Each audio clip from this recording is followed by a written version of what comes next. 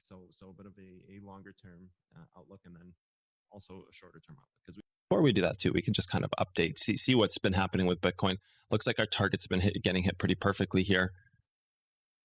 I know on Wednesday's session, we did kind of that leak finding session. So where were we going back to here? The 10th. So this is either my chart from the 10th or my chart from the 6th. So this was kind of the moment that had been tested. That's fine. I think we would have been past that because we would have been on the 10th. So we would have been in and around here looking back, or we would have been on the 6th. So that wasn't created yet. So this would have been from the 10th. Okay, perfect. So this would have been from the 10th. This was holding up the move. You break that ladder point. This was the daily that was holding it up. So this was already gone, right? Like this is no longer in use. That was just the daily that was holding it up. And I suppose we should just leave everything we have. And what had happened? It had gone straight for our level that we had talked about and discussed and dissected. So I can't remember what we did on this. Was maybe an hourly or a 15. So this was from somebody had asked me where the best spot to long was. I think this is important to go over today. In the leak finding session, somebody was asking me, I believe that's where this came from. Correct me if I'm wrong, everyone. I just didn't have such a crazy week, but I believe this is from the leak finding session where we were talking about what would be the best level to take. And then so I went into this and I said, okay, we have an origin right here, which starts the move. And we all know that the origin point, oh, come on, where is this thing going here? We know the origin point right here from the move is the point that breaks it out, which is the point that can support it. So you had this level here. You also had the hourly right here. You had the hourly backside back here. And I believe this was the 15-minute front side. Oh, no, this is a 15-minute backside. So with this 15-minute backside, he had a 15-minute front side here. So the point of this 15-minute backside, and this actually is already tested, so you don't even use that. The point of this 15-minute backside and why we take that, one second, I just have to, wife bringing me my drink, my coffee. The reason why we took this as the trade and we said, okay, well, what are we looking for in Bitcoin to bounce? Because it kind of fired all things equal.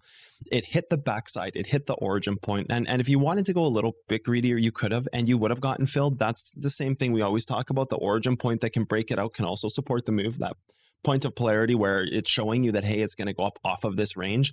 So it's kind of confirming this range now, which is nice to see. We do have a bit more of clarity in the move.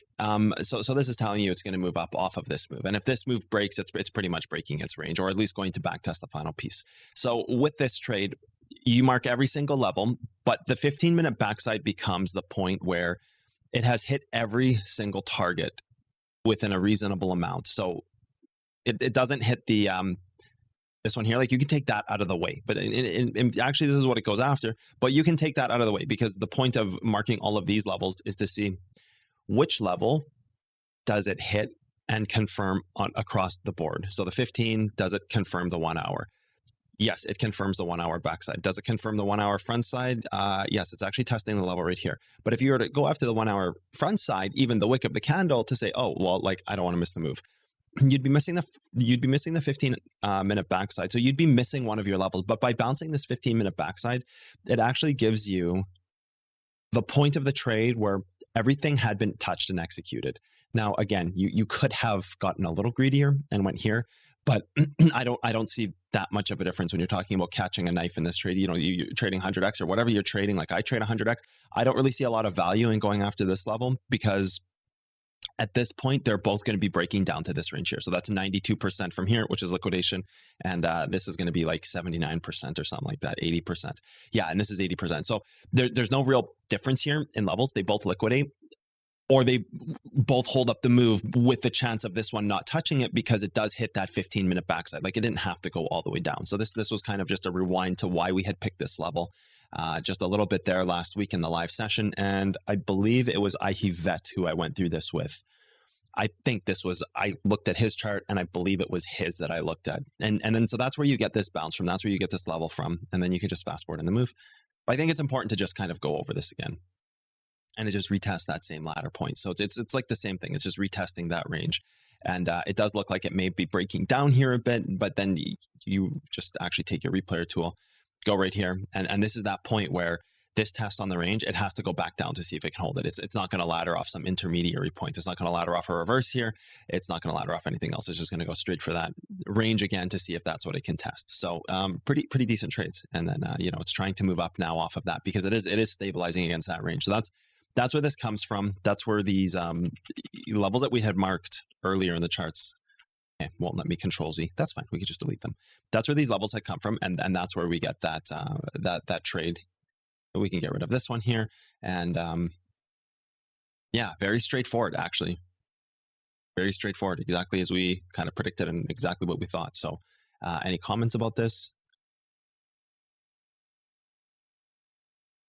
No, super useful, right on time. Hopefully, some people took this trade. I know Ahivat had been looking at it, and at this point, maybe it's going after this right here. So the only difference here between this level is that it's just going after the actual deeper part of the range. So, all things equal, you're still not liquidating here. You're still, 0.23. They're still all great trades. So, but I like the 15-minute backside here because it does fire every single point. The only point that it doesn't fire would be this right here. That's the only point that 15-minute doesn't fire, which is the 4-hour front side. So that's, well, this can be considered a test on the front or the back. And then I guess if you go to the origin point, don't need that. You have the 4-hour front side.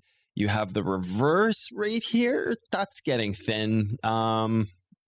Yeah, that's getting really thin. You're more so looking at the origin point. So you're picking between the origin point and the 4-hour level, and you don't even use the 4-hour front. It would be the same thing. You use the top of the 4, not the actual hold level, because it is still trying to hold polarity. So if you were to use this as a level, well, okay, fine. You can actually just use the 4-hour front side, which in this case can be the top of the wick, because it's trying to hold a polarized moment. It's going to test the higher parts of the candle. So that's something important to know. Pretty big golden nugget that I'll drop this session is that when you hold the polarized point of a chart, so like this would be the polarized point because it was the origin level from back here. Like this is the origin level right here. I'm marking this one in this example because it's just closer to the candle. But if you were to mark the origin level, which would have been right here, and possibly even right here on a smaller time frame, we don't need to dissect that right now, but we can just mark this hourly. This might not even be the origin. This hourly right here as the breakout. Remember, what breaks it out is what could hold it up. So then you're testing this point of it. You're not going deeper into this ladder range down here because this is polarized to say, is this moving up or is it going down? So this is like pretty critical to know. And then so when you dissect this, you can go deeper into the time frame and say, okay, if we know that's polarity, what's the level that fires across the board? What's the final, like the greediest level? And then you check the 4-hour, you check the 1-hour, you check the 15-minute, you check the daily, and you look for the deepest point that's not breaking polarity, but's testing everything. And that's what I did earlier. So I said, okay, this 15-minute, it actually does test the 4-hour, it tests everything but this origin point, which is fine. And the origin point is what holds it up. But you can still ladder above the origin. It doesn't have to necessarily go after that. In all scenarios, actually you can see it tries to bounce off that right here. In all scenarios it actually tries to ladder off this part of the move and anyways hits the origin. All great trades, no liquidations, nothing but pure dollars in the bank, I suppose. So this is like a really great review to do since we dissected this so much earlier in the week. And I'll read 1 or 2 comments and we'll continue in the video.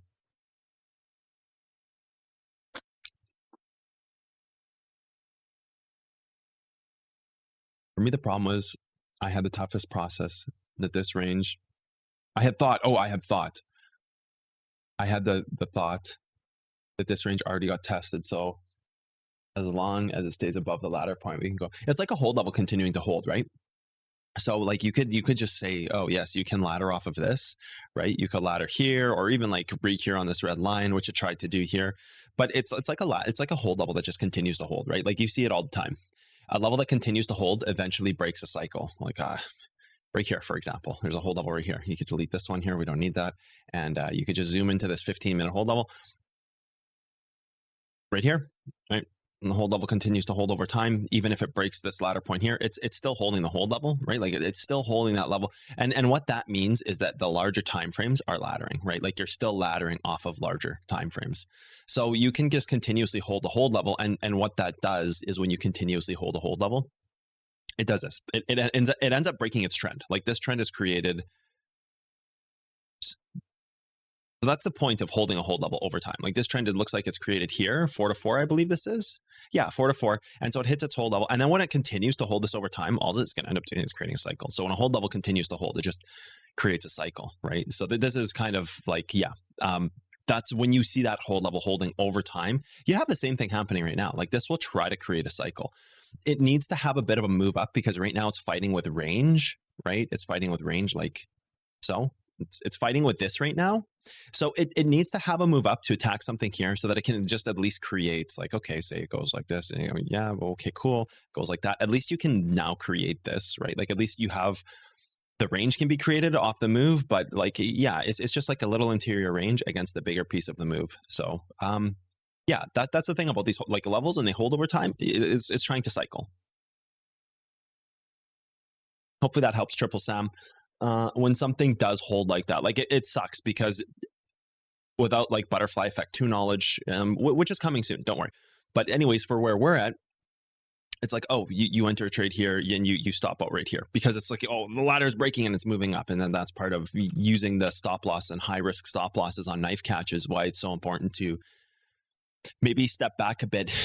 Like I think no matter what level, even for someone like WD, who's just like constantly like this crazy trader, even for him, this is like to just even step back, define your stop loss due to the type of move it is. Because if you had a high risk stop loss here, you'd be stopping out way deeper in the move, like a high risk stop loss. I think that's where you have that defining helper, or where you can overcome that, like that, oh, I got in the trade but I just got stopped out, is defining the stop loss before it happens so that you know where to place your order and how much leverage to leave in that trade. Because like a high risk stop loss here, if you entered the ladder point here, well, you can still not hard close the level. And so then you would be like 50-something% as your stop loss, like in and around here. Even if you wanted to go ladder off this move, you'd be in and around here for stop loss. And then in the case where you were here and you got even worse entry, I think the 50% still covers you. So that's where catching a knife with a high risk stop loss here is the real gold in the move. It's about that stop loss is so critical because the type of move dictates the amount of stop you should have, not just placing a stop and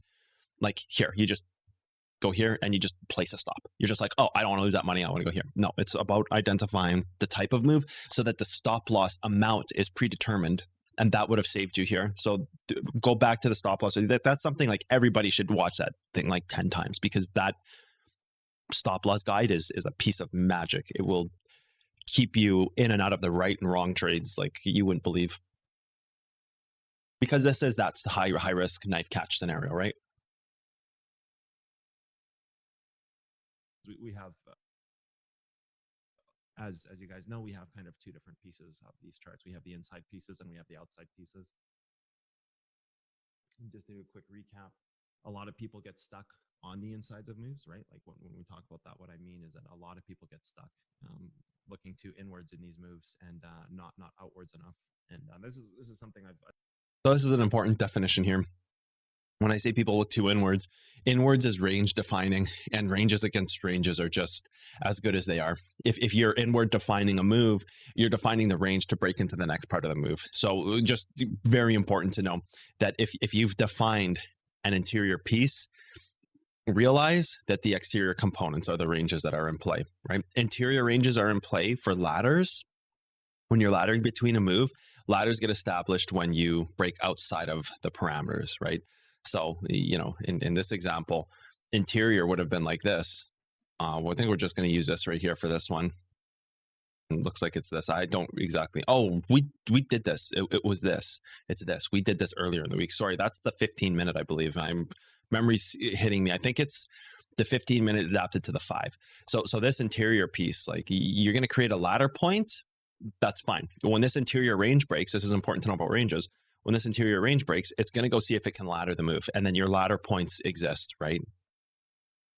It's going to go see if it can ladder the move. Just like right now, it is in an interior piece, and it will attack the top ladder point if this interior piece breaks. So like so, you have yaw to yaw like this. You have this guy right here. Yaw to yaw. When this breaks, it's going to go see if it can ladder off this. So that's important. That's just ranges and laddering together. They start to work together one after the other. This is important to know. Volume low? Whoa. Let's see. Oh, on the video, it's low. Yeah, it was a little low. That's okay. I stopped it anyways. I didn't say too much. Everybody says volume low. Okay, good that I stopped it. So this is just important to know. With ladders and ranges, they interconnect, where an interior range is just like a smaller part of Pandora's box. So this is why we talk about Pandora's box in future trading, because you have to understand at first that there's kind of this compression that happens in the markets. And then when we learn ranges, it allows us to see like, oh, this range breaks, it's going to the next ladder point. So it gives you like gaps. It starts to fill in market gaps, I suppose, if you want to call them gaps. They're not gaps because you need to close the market overnight. You open in the morning and there's like no candles between here and here. But I mean, I consider gaps in a different way, where you have polarity, it breaks and it moves up to either go above and not hard close, or hit some kind of hold level and create the ladder point range trend, right? So then you're getting the defining parameters of how the move starts. Like you're starting to build out the puzzle like in a very specific way. It's not, now it's no longer becoming just marking trends.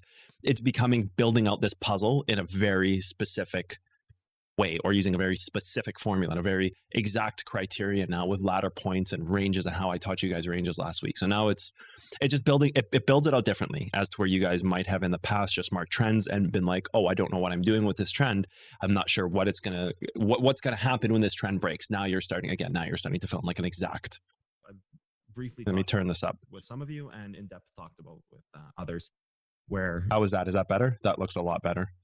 If we always work from the inside of the chart, we're simply going to miss what's going on long term. And we're going to switch to XBT. We're going to go BXBT. That would be have some pretty good information on the BXBT.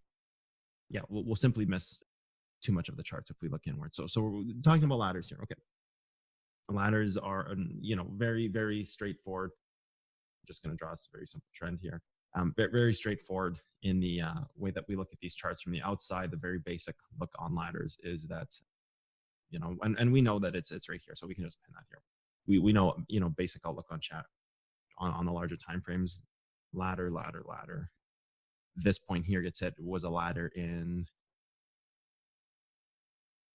this moment, but higher time frame, you've got this happening here where this was already a tested level. So it could potentially make another ladder point somewhere inside of here. So if we were to go to maybe the greedier levels in here, possibly something like this, but not quite sure if that will even get hit. But anyways, just as a quick outlook, just with the expectation that level's already tested, we could go up and create a ladder point somewhere else in the move. Now, again, I'm not sure if this is what actually gets hit here. Guess we'll just let this play out for a second. Simply, no, it didn't hit that. It just makes trend. Could have even went after that. So I guess the key thing here is, here's a good example of where you have the move and you have the different pieces of it. So like we talked about, if you were to kind of consider greed in the markets, again, this is going to be, although this is a short lesson today, I think we're talking about stuff that cannot be overlooked. It's critical information. It's kind of tying a lot of theories together for people. So if you look at this and you were to start dissecting, I think a month ago, people would have marked this hold level here, and they would have, let me make sure my mouse is showing. Actually, let me bring up both screens at once here. It's not. I'm glad I did that. Okay. People would have looked at this a month ago and they would have said, oh, front side level, and here's the break level of the move. So if you ladder off this, that's good. And indeed, that does become true. But when you go further than that and you say, okay, that's great, but what are the greedy parts of the move? Okay, well, what about trend? Oh, okay, it can attack this level and it can actually break down, bounce off trend and move up. Oh, that would be greedy. Well, what would be even greedier? Breaking trend and moving up. Well, what could break off trend? Well, you got the front side level here. Well, yeah, for sure, that could break up the trend there. You've got the origin point back here, which also is testing the front side right here. So if you were actually to start saying, what's the greediest level right here? This level can hold over time, and before it hits, it can be a candidate for a reverse level. So you can see where the greedy points in this chart exist, and you can say reverse level, front side of move, backside here, wick of the front side, deep dive trend, break back over top of it, hold it, and create this as a candidate for a reverse. So now you've started to compound greed on top of what you can justify in a move, just like we did here, where you can say, okay, well, what are all things that fire? So then you go BTC USD, I believe this is what it was on Binance that I did this on. I think so. I don't know. Anyways, we could go take a look back down there and see exactly what it targeted. That would have been down at like, what, 3,000? What was this chart? This was Bitcoin US dollar index. Oh, MEX. Okay. BTC USD on MEX. Did they change their ticker? Oh, I think it's just XBT USD. God, I don't know. I don't remember. Bitcoin US dollar index. Let's just type that. Index. Okay, you know what? We don't even need to go to this. We can just go to XBT and do this. That's fine. So when you look at that move, what's the date stamp on this? Okay, so that's when Bitcoin hit down to 5K. Okay, 14 to 5K. Okay, I know where this is. So that's down in here, right? For like 14 here to, or no, that was right here. So when you're marking these levels, you had something like this with a trend. Was leave the range trend like this. Trend of the range, and it can break below that, and then you have the breakout point, and below that you have this here, here, but we need to go to the daily actually to see this. This was more important to know on the daily. You can go to the, oh, we need to fast forward. Okay. Let's go back to the weekly, fast forward a little bit.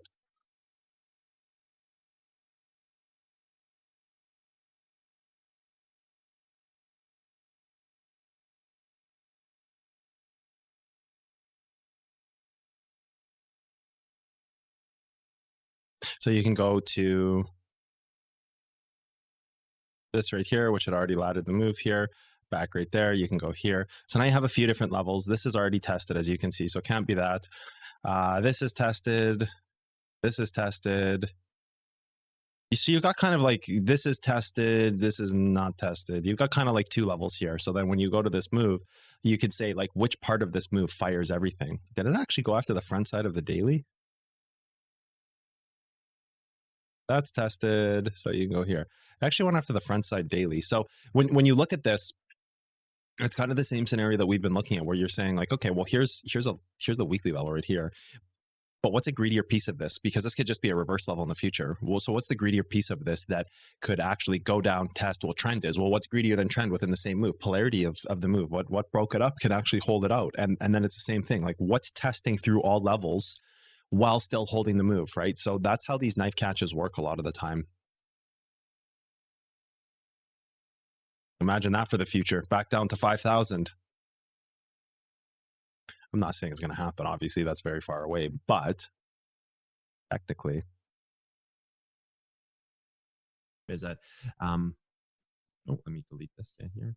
It could have, in theory, come up to this stream connection's a little volatile today. Yeah, so before I came online, hopefully BXPT, that could be BXPT. So before I came online, what had happened was we have internet outages in our area today. So how's the connection for everybody else? Is the connection okay today? If it's really bad, I can continue this tomorrow, because it will affect the upload as well. The upload would be choppy too. So that's kind of what I was worried about before I started this. Been okay, a little volatile. It's good, it's okay. Okay, so it looks like it's good for most people. Okay, we'll continue on. From here to here, right? As this is already tested here, the next one would be somewhere in this range here, which is fine. That still the same scenario, just a different level, right? Like just marking a bit choppy. Yeah, they're doing work in my area. Same scenario, just a different level. So this one we didn't get notification about until they actually did it. If we do come up to this level, it can still be technically laddering long term from here to here, right? So this level is actually still in play. It's just that we haven't tested it yet. Instead, what we did, it's good for the replays at 1080 here right now to here, which is simply our trend, right? So that's fine. Actually, believe it or not, Canada ranks as one of the best internets in the world. We have incredible internet here. If this whole level gets hit in the future and holds us move down long term, it will create the next ladder point. So what would that do for us when these ladder points are created? It will.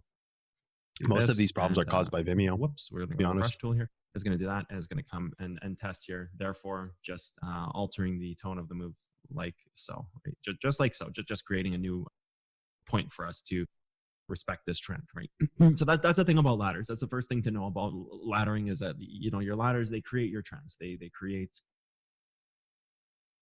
the moments where you will have trend defined. So there's a balance between the levels, the ladder points, and the trends that we have, right? There's a balance between hold and break levels and what they represent, points we touch, and the ladders that get created off of them, right? Because all these hold levels that we have, all these trends that we have, all these different break levels, hold levels, trends, moves in any direction, essentially they're creating ladders over time, right? Like and we see it here, right? Like you see it right here to here to here to here to here, and so forth and so forth. And the top side is going to do the same thing, and it's just going to perpetually continue, and it always will continue for forever on the charts as long as the charts exist, right? So that's the thing about these ladder points, is they're defined off of these other events. So putting the pieces of the puzzles together here, we use all the information to understand where something can ladder to, and what it means for the move. If all of a sudden we were in this move right now and we break out of this range and attack whatever little daily valley is in here,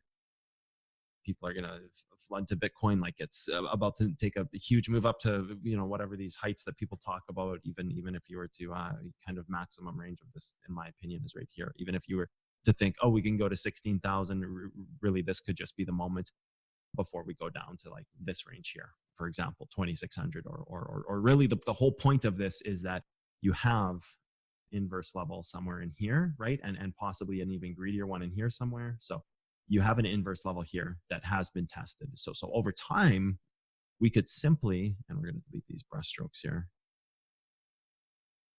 Over time, you flip this chart, and this could simply just be the bottom of the range up, right? Or the top of the move over time before this thing completely dies, right? Because this is simply just a hold level. The real leg of the move is here. So quite simply, we could just continuously hold this move right here. Next is right here. Just continue creating this ladder until this thing, breaks trend. It could just simply be right here right now and be going after this level at 9,900. This could just simply hold the move for the future. Really what's trying to happen right now is this trend is trying to break, which is going to try to create its, a final swing low before it will take a move up, right? Like possibly right here would be the level that it might go after. We don't know where that is yet, right? Like that's definitely a target in sight for a lot of traders. Well, actually, probably not for a lot, probably for just a few, but a very big target for those few, because there's quite a bit of money that would go in at that level, right? In the billions, right? Really, right now, when you flip the chart, it's quite easy to see this ladder is just continuing in the same direction, and this long-term laddering is going to control what happens for the entirety of this move, right? Like it's going to control everything moving forth in Bitcoin on either side that this happens, right? Because whichever side you have, you also have the inverse to that move, right? You have the backside here, which is fine, which in theory creates some kind of little moment right here, maybe at this point, or something even lower, perhaps. That was already hit. That point that we just highlighted was already hit. So you could even be in a smaller range down here somewhere, 5,300 or possibly here, although this is unlikely. It is a possibility. Question I got to ask people: how many of you guys and gals are watching this and being like, man, I wish I was trading back then with this knowledge? Every time I watch these videos, I'm just like, oh my God, it was all so straightforward. It was all so easy to see. I don't know if I'm the only one, but like you watch these videos in the past and it's just like a little heartbreaking. I think for some people, because you just like a lot of this stuff is really, really straightforward. Once you start getting that deeper knowledge set, it's like you see it and it's just kind of like, oh my God, like, where was I? Your ladder exists down low here too, for sure. You have successfully laddered off this to break up long term. For sure. There is no one clear direction for Bitcoin right now. There is, and the tone is down. Everybody, however, it's laddering on both sides right now. But just with our group, we can pick the exact moment. So it's like, right? even more painful. It hasn't quite managed to test anything in the upper range that would be indicative of this actually breaking. Yeah. In 30 years, people are going to say, I wish we had this knowledge 30 years ago. To this level, and that's where you guys are at right now. So I wouldn't worry too much about it. Breaking it, right? It would have to ladder something relatively close. Like it would have to be attacking this range right here, which is kind of like the final moments that it would hold the move, as this held the move off of whatever final moments were in here, right? I'm not sure, maybe something like this. Okay, it tested that at first. You can see here's the range here. You can see it gets tested there. So then there's some kind of other defined range in here. And I think it's important to point something out here. Run this for a second. I'm going to let this play where I mark this level. Here, right? I'm not sure. Maybe something like this. Okay. So tested that up. This is why I don't like staying in trades long term. This is why day trading for me is always about just taking that defined percentage, 1%, 2%, 3%, 4% on a really good day, and walking away with the money, right? But again, I'm the 100x, I do 2,500. So, 4% for me is 10,000 in profits. But this is an exact reason as to why I prefer to do it this way, because so many times you can hit the perfect backside or whatever level justifies this here, and you hit it and you move down. And this is probably quite the move. This is like, probably a good 10% or something right here. And the problem is that when you hit this level here and you move down, how often does it come and it ladders off of this, ladders here to here, and it moves up and then it moves down again, and you're out of your trade and you've lost your profits. It's just, there's always some kind of greedier point in the charts that you're going to go after instead of just holding forever, because you can have that one magical moment, but you're going to have 90 trades that you regret not taking profits in for the one trade that goes your way, and it just doesn't become worth it, because it's not healthy for your mind to just be constantly in doubt and in denial like that. So this is why it's so important that I always tell people, you define your 1 or 2% that you need to make, and when you want to make more money, you just scale up. It's not about needing to be in trades that are bigger to make more money. That's where somebody, not somebody, that's where everybody struggles. They think I need to be making more percentage to make more money. Like that's the kind of always the go-to thing that I hear with people, maybe not in this group because it's more advanced, but still I think in this group too, but more so in the open chat and just across all medias, I always hear, I need to risk more if I want to start making more money. That's not true. If your accuracy is high, you just scale up. You should always just be somewhere between like 1 and 3% should be like a really good daily income for you, because 1 and 3% a day is like extremely achievable to make 1 or 3%. And then it's just a matter of scalability. It's just a matter of leverage, accuracy, and scalability. You're not trying to make instead of 3%, 6, 7, 8%. Well, those things can happen and that's fine. Now you start talking about a different portal with like diversifying into lower margin altcoins and things like that, where you can have longer term positions with lower risk. Then sure, like for, you work into a different portal of trading and that's fine. But that's great for those longer types of swing moves where you do want to make more money, but because you're risking less right off the hop with a lower margin. You're not going to liquidate in the snap of a finger like that. Not like 100x trading, but 100x trading, or at least if you're doing 10x and you're moving up to 20x and 25x, this should kind of be your bread and butter. Or spot trading. Risking 2,500 is the same thing as putting up, to 25,000 or 250,000 with the same risk management. So it would all be the same as 100x trading. You use more capital in that sense, but you'd still use the same methodology. It would just be adding zeros because it's spot, but it all would also reduce zeros in the risk. So it all kind of evens out there. But your bread and butter should be that 1 to 3% a day, and then when you make that, sure, go into other portals where you can risk different monies on our margins and alts, and that's great. But it's why I'm such a fan of just making a few percent every day, setting your goal and walking away.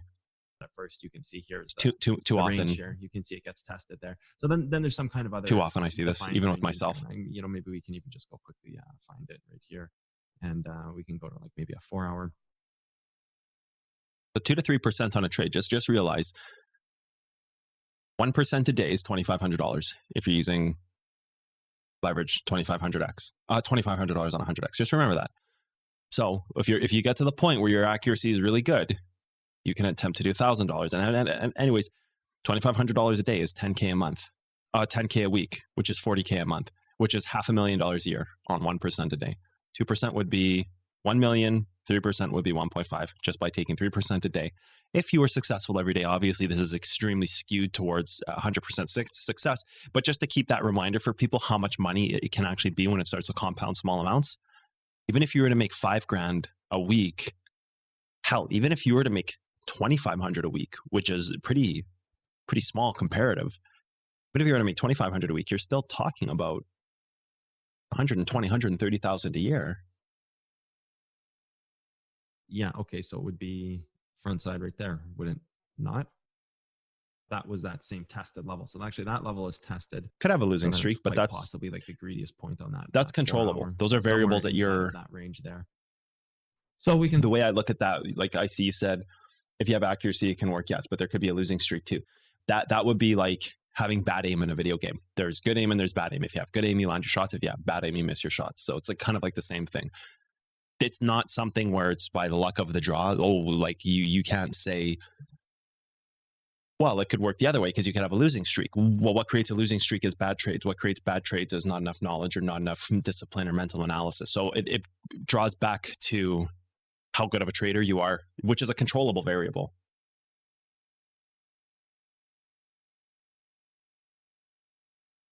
Up a lot of positions, and if I want to swing, I just leave the other piece running with a stop loss in place, no matter what I don't lose on the trade. Yep, exactly. Bad aim, walk away for a bit, then come back. and simply go back and see if that was tested, but it could possibly be. Yeah, so that's that range right there that was tested. You brute force it. That's when you exactly have what bad you're aim, doing you brute force it. You go into aim trainers and take 1,000,000 shots, take a break overnight, come back the next day, you'll be better. Do an aim trainer. That's how pros do it. They do aim training for 6-7 hours a day, 8 hours a day until their wrists hurt.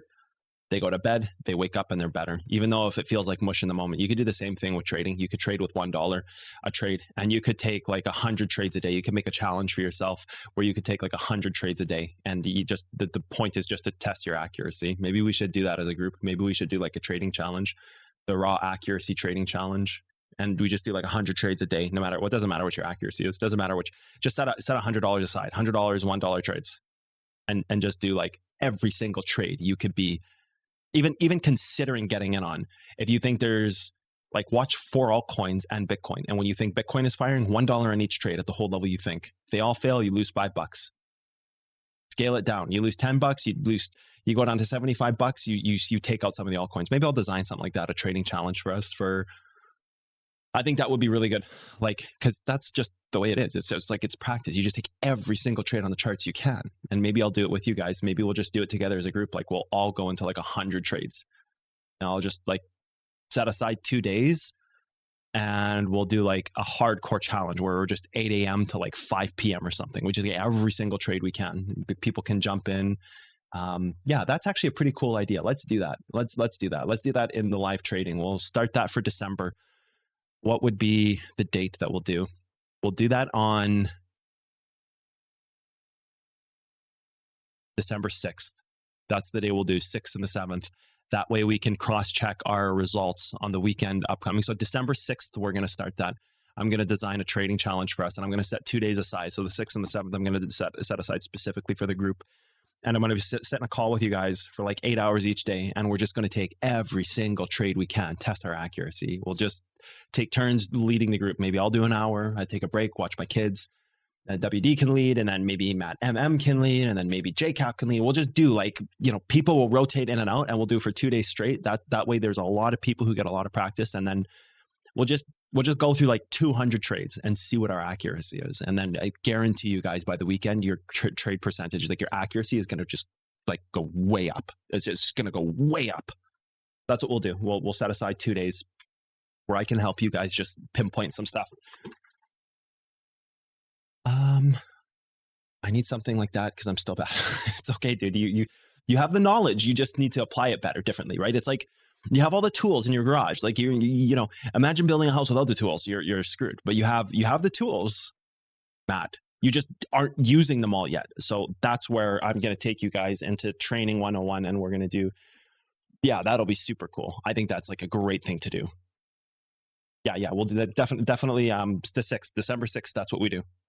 I want to get to a certain point in mentorship this month, and I want to set aside 2 full days, and I need some time to do that because that means I have to go and work extra hard for a week or 2 to get all my work done that I'll lose for those 2 days. So either side here, right? You're just kind of testing that range to see if it's getting held, and then there's back to laddering session.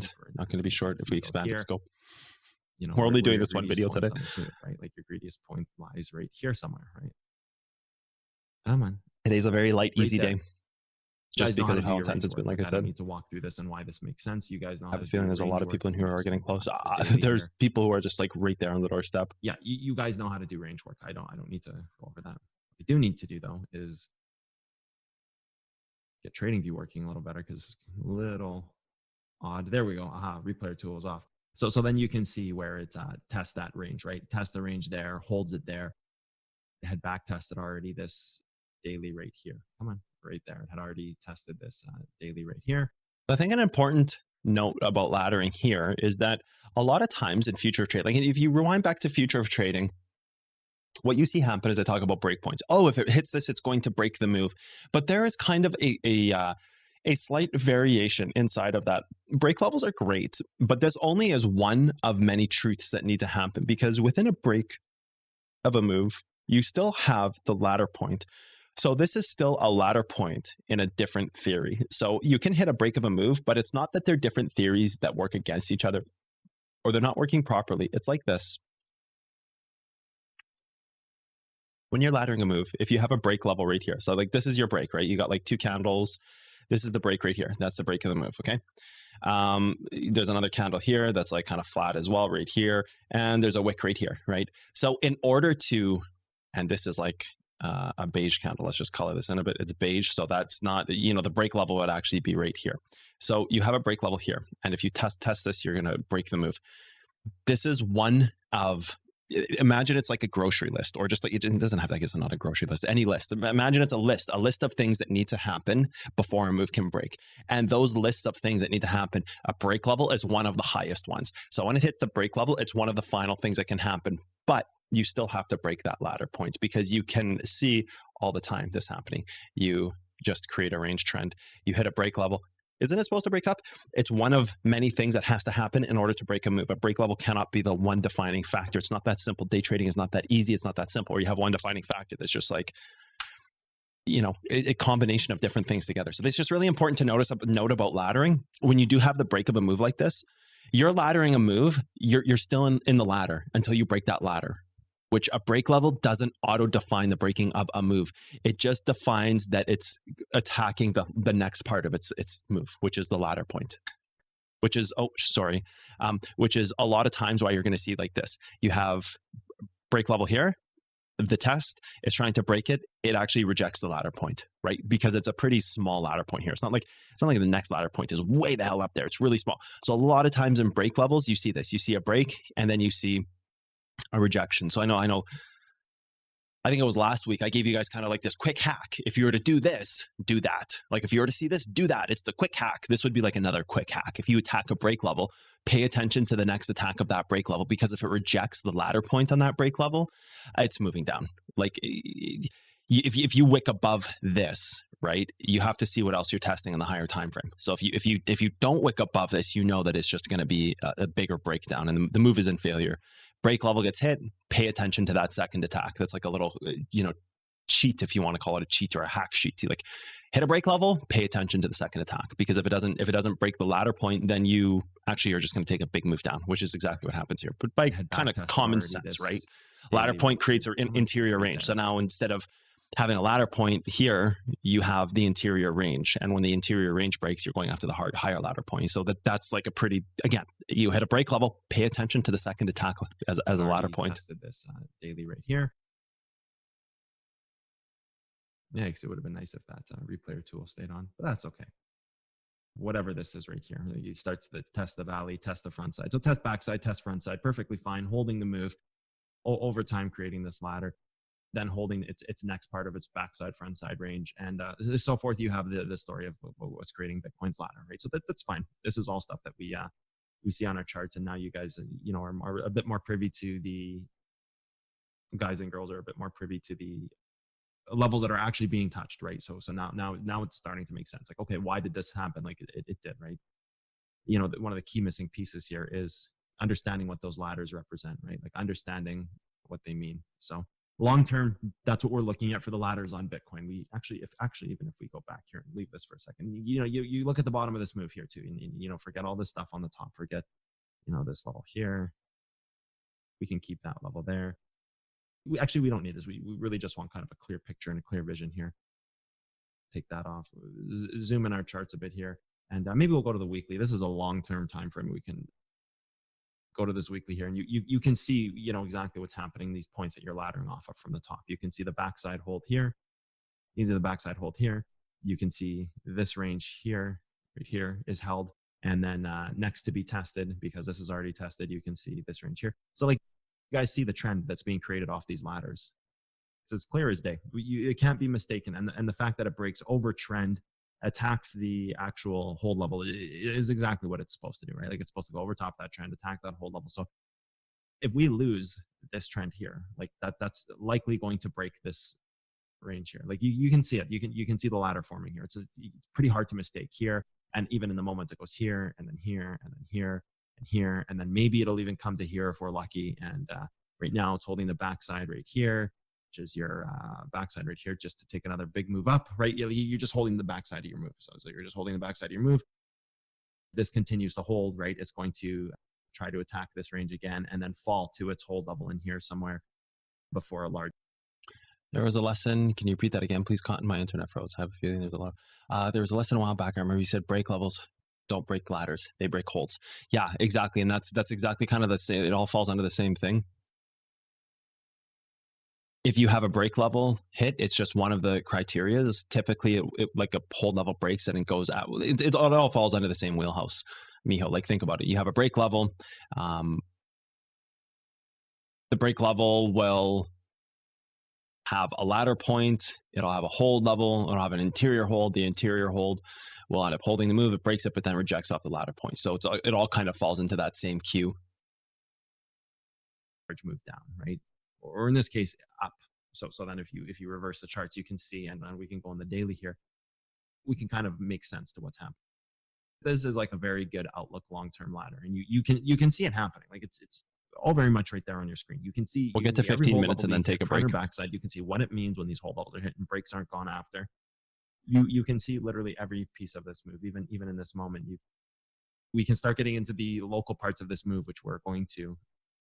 You can see exactly what these ladders mean. So we're going to go over one of these examples that we had. I think we've gone over this quite a bit, but I think understanding it from the perspective of a ladder makes a lot more sense. So we have our point right here, and then so fine, it's fine. This test inside of its range 2 here. I believe there's an hourly hold level right here that actually got hit. So this is the same scenario, right? Like, we had our weekly backside right here. Let's get a little closer here. We had our weekly backside right here, and then it just tested a little higher in its range. But that doesn't mean the weekly backside didn't get held. Like, when we go to the weekly outlook, the data relevance and the communication of the data from this backside of this valley, the backside front side combination, which would be backside front side. Well, we already have the front side marked at the most extreme point, which is still fine. It still represents the ladder. That's the key information, right? It still represents the ladder. Backside front side, which is now backside front side here or front side here. So we can just actually rewind these levels to get the kind of the maximum parameter that we are looking at. So we just test within this range, but that doesn't mean the weekly still wasn't hit and pulled back as it was supposed to be pulled back, right? So we can now go into this and look at this a little deeper, right? Like, we go in here. Again, this is something I've gone over in great depth, but it's still good to see it from a new perspective. So when you see this moment here, now we're going to switch to green. Green is going to be our color that we're going to do for these local pieces of the move. So this was kind of the top of the move, right? You have this in the moment, and we're still going to stick with the same idea of ranges and ladders here, right? So then you have kind of the first test of this, the second test, and you're really looking right here to create a ladder. So if we were in this moment here like this, and we can even go into 1 minute candles, because this was happening relatively fast in the moment, right? You would see this and you would say, okay, where do we start to create our ladder? What breaks this move down is where the ladder gets created. So we could even have gone to this level right here and said, okay, this is what would have potentially created the ladder. So maybe we're going to switch to a 5 minute, because I think 1 minute might take a little long here. We could say this is what could potentially create that ladder. So it tries to actually take that, it actually tries to create a ladder there. And I believe that this actually pushed up one more time here. Oh, replayer tool broke. Fantastic. Okay, we'll just have to go back and do this again. We'll go to this point here. Trading view is fantastic. So it had tried to create a ladder off this point. Really, you could even be inside of 1 minute candles. The point being is, I'm sure there's even greedier holds in this range. I think we took a 1 minute candle. There's probably some backside levels, right? Like there's probably some other levels we haven't talked about, like stuff like this, which is hit, which was trying to create the ladder. And in this moment here, this is really key information because it's like, oh, hey, look, we actually did just create a ladder. So this was kind of like, oh, potentially we just created what looks like could be the move down off of the kind of the greedier points in the move. So this was potentially the start of the ladder, right? Unconfirmed start of the ladder. Oh, pause. Unconfirmed start of the ladder, right? Because it actually did break over top of that. So the ladder can't be created. So now you're simply in that same idea of trying to create your next ladder, right? Like you're right here at first, and we can delete this. Well, okay, we won't delete it. It's the weekly level. It's kind of important for the chart later on. But what we will do is we will put both levels there so we can see green and red, and that's fine. And now you're in that same moment. Like here's a top trying to create the ladder down, right? Like this is like key information, trying to create that ladder down. And we can just let this play out for a little bit here and see what happens. This green-red level, and possibly it's even on this greedier point right here, but we're not going to worry about that one right now. But we will leave it because we'll need another green line anyways here. Let's change time frame something a little more aggressive so it doesn't take so long. Just let this play out. Comes up, tests its level there.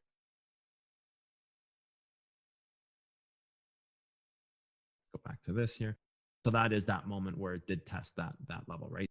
So now you have something where you're saying, okay, we are actually creating a local ladder. So now we have confirmed that we do have a trend, which means now we're in the range of trying to find the ladder point off of this, right? So now, at first we'd be down here, and obviously we're up in this range. You can tell just by the way the candles are, you have to move down a time frame here. So you can tell that there's another point right here.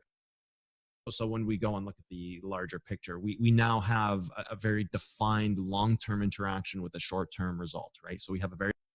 So I think important to note about this part of the move here is if you break this level, okay, let's get forward in the replay a bit more actually. Weekly hold level that is continuing the direction of this move. So your weekly level gets hit. Okay, you know what? I will talk about this right now. All right, I would just define as a very simple measure here. I would define the interior ladder piece. So what I would say is you've got this range here. So remember, low of the move to create your range, to create your hold level, right? So you have a reverse as the final hold level range. If this holds, it's simply going to attack this ladder point. So that interior range, its target will be that ladder point. So very, very straightforward, very clear and easy. And you can see if this ladder point's going to get attacked once you create this trend and hold this trend. So like a good strategy here would be to create your range trend, which would be, well, I can't see, but if I'm just going to assume it's the distribution, it looks like there's a little distribution candle here. So I would create this one here, I think. But I can't really tell. It might be accumulation. I can't really tell. So we're just going to use this one. So I would create this trend, right? I would place a buy order on trend, and I would stop out below trend. And I would just use a very tight stop loss here. So you just create trend to trend. You go like that. So your trend is going to look something like this. You just create trend to trend, right? You place a buy order on the trend because you know if that trend holds, it's going to go attack this ladder point. So then you have a very simple trade, very simple engineerable trade where it's just interior range.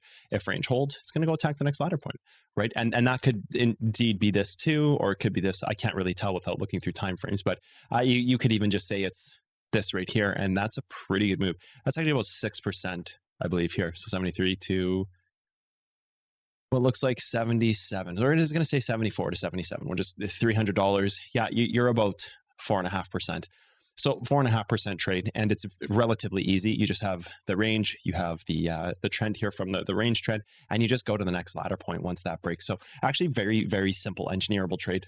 You have started to create a local ladder off of what your larger expectation Coffee is. for now? So like a local move Why no matcha? that was garnished from a global part of this chart, right? So kind of a global and local interaction there, which is again something we'll get into in the future. We're not quite there with this lesson yet, but we now have something that we're saying, okay, what are the greediest points in this move? And we can go and see where those exist, right? And even in here, maybe there was something even further in this range, right? Maybe there's something even a little further defined in this range. So we do have the 3 minute level, and whereas maybe there's like a 1 minute level. I'm not really sure here. We can take a look. we'll mark a second level here. There's one right here. And there's one all the way up here at 74.02 and at 73.83. Oh, look at that. Maybe it did actually even go after the greediest point of this. Close enough, right? Like the point being is that it's actually still creating its ladder. So even if we were to delete this, that's perfectly fine. Even right now, you'd be in that same moment had you been in this trade at this moment. You'd just be in that exact same moment, right? Actually, we have to move this one to wherever it is, here, or whatever it is. Maybe there's a different time frame part of the move I'm missing. Greediest point on the 5-minute candle, right? So that's fine. And then even there, you'd be at something like this, right? You'd be at something like this. This is just continuing that same ladder, right? Or even, I guess, potentially the actual valley start, which is here.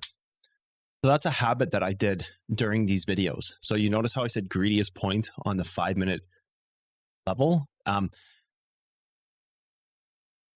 That's a bad habit that I was in, trying to not go too far into the material. Greediest point is not quite the greediest point on the 5-minute candle. It's the greediest point, and it's on the 5-minute candle. So it doesn't become clear until you understand what I mean. The ladder point, what's the greediest point the ladder could go to? Well, it's anything on the 5 minutes. So if this ladder is going to continue to hold and this trend is going to hold, it's going to try to go and attack something above it to move down, not just bounce right off. It did try to bounce off, but it's the greediest point, and it's on the 5-minute candle, which is the greediest point of the trend here. So that's just an important thing to realize when I'm saying this right now. Greediest point on the 5-minute, the greediest point on the 5-minute would actually be here, but this is the greediest point on that's located on the 5-minute, and it's the greediest point of the trend. So but part of the problem of trying to teach material in stages is sometimes you have to use different wording, right? So that's fine.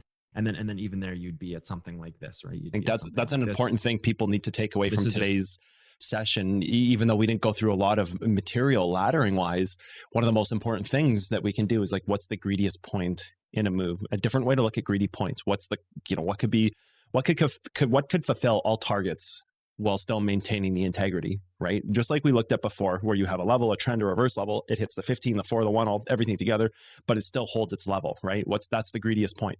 It's continuing that so same different ladder, right? The redefinition of what could be the greediest point. Potentially the actual valley start, which is here. So you actually have where it starts, that move starts. But really, the important thing to know here is that it's creating its ladder off these hold levels, right? Like it is creating a local ladder off of these hold levels. So this point here, where is it? Right here. This point here is like very close to your max tolerance of where this move can go, because anything kind of in this upper range up here, you're really just back testing a higher time frame ladder. Like you have to realize that, okay, this ladder here tests back here, this is testing back here, and this is just kind of creating this ongoing moment. And so you've got trend created, so you've used ladder to confirm trend, and then you can see what trend is actually going to do, and where you get trend accuracy. And the opening conversation to working deeper with trends is we have to understand how they get created. So the very first point of origin on a trend is a ladder point, right? So you have these ladder points that get created off of hold levels, and then so we go pretty deep, in the next few lessons here into the types of trends that we use, and there's a couple different trends we use, and there's different trend magic that we do. But now you see how they get created, right? They get created off of these ladder points, and then so when you have trend here, and trend is attempting to attack some kind of hold level in here, it's exactly as you see it, right? And even as you move down in this, you've got this protecting trend here. So, maybe we're going to move up a bit here and see kind of what happens. So you hit your 4-hour level, and that's fine. That was that kind of that greedy point that we defined from earlier. And then you go, wow, look at that trend touch piece of the level. Right trend touch ladder point, and see kind of what happens. So you hit your 4-hour level, and that's fine. That was that kind of that greedy point that we defined. Look at that. Beautiful. From earlier. And then you nothing really to talk about, just really great to see. Right here. I'm not sure why we had this one. Anyways, I think it was a hold level that got hit, and then quite continuing to hold the level here. This range right here, where the re-entry is. But you see, you've got your trend that was created off these ladders. So this is the key information, right? Like these ladders, this range right here, going to break up if it can continue to hold the origin, which is here, right? Or whatever the hold level is going to continue to break up if or it breaks the that cycle. But you see, you've got Just the your same stuff we talked about trend today, that was right? created off these ladders. So this is the key information, right? Like these ladders, if you understand how they work properly, they start to create your trends. So you can see the trends that get created. So you see where trend is, which shows you which level is going to be attacked, right? Which hold level out of all of these ranges in here, because you've got one here, you've got one here, you've got a range in here, you've got this here. You can see which one is going to get moved against, right? Your trend is there. You're not going to break over 6 hold levels on a trend and say, oh, we've got trend, we broke trend, we're going after hold level. If you start attacking higher range hold levels after breaking a trend, you're simply moving up and breaking trend, right? So kind of creates this defining line where on one side of this, you either go up and reject off of some hold level to pull down, or you go up and you hold over top of trend, and those hold levels can no longer hold you down. So these hold levels would no longer have held us down, right? So that's really the magic is in the data and being able to understand what it communicates. So we have our trend. If we were to break over top of this trend, well, you can quickly expect these hold levels to snap, and you can actually expect to take a move up, right? Because this trend right here is representing what was created off of these hold levels, right? So instead, what do you have here? Like we can start with a large time frame. So you don't have any 4-hour valleys, but what you do have is like kind of maybe a 12. We can even check 12. You have a 12-hour actually right here. So we can start right here and say the range is in between here to here somewhere. So we could start here and simply work our way down to the important levels. Nothing there. Do we have anything on the hourly? We do. We're on that right now. So we know the range is possibly being defined back to here somewhere in this range. Somewhere in here is that level. You can see that it's the origin level there. Some kind of, and what we can do, so we can just go here, and then maybe we can even find if there's a greedier hold level that's holding this move up. Front side, back side, a little more advanced, but this is another type of level we haven't talked about. But it's basically a point front off the origin polarity range, right? Like you've got, this is the higher range, which does respect it, and then can slightly push over. So really, actually, it's attacking the 12-hour here. It just goes after a range inside of the 12-hour, which is right here, which is perfectly fine. It can do that. It's still over time. If we go to the 12-hour here, most important, no matter like where that the level's not important here. What's important is the ladder. 12-hour hold, right? That doesn't mean that's the level we take entry on, but you can see it right here. We flip the chart. You can see that's the backside there on the largest time frame that we have available to us. And then there's simply a range inside of it. So, whatever that range is inside of here. 12-hour level is inside of this candle, I believe it was, but it was range that represents right here, right? So that's fine. The range finding is not what we're doing in this video. We've talked about ranges. There's a certain part of it that you guys still haven't learned about ranges, but that's fine. You guys know enough to understand guys and girls know enough to understand what I'm talking about here. So, focusing back on trends, we're going to go and look.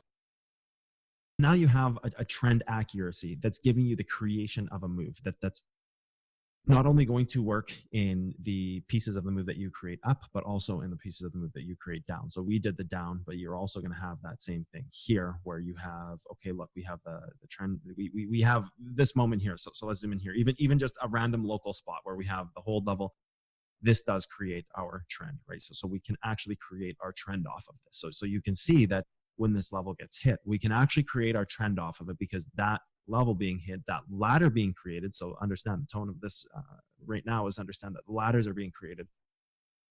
This ladder being created right here is giving you your first trend. And once that breaks, you are testing back down in this range right here to see if this can hold so that this trend can now still exist, right? It can still exist by going after it right here, you see, and going after it right there. And that's fine. And it adapts to right here, the hard close. So then you have the hard close here.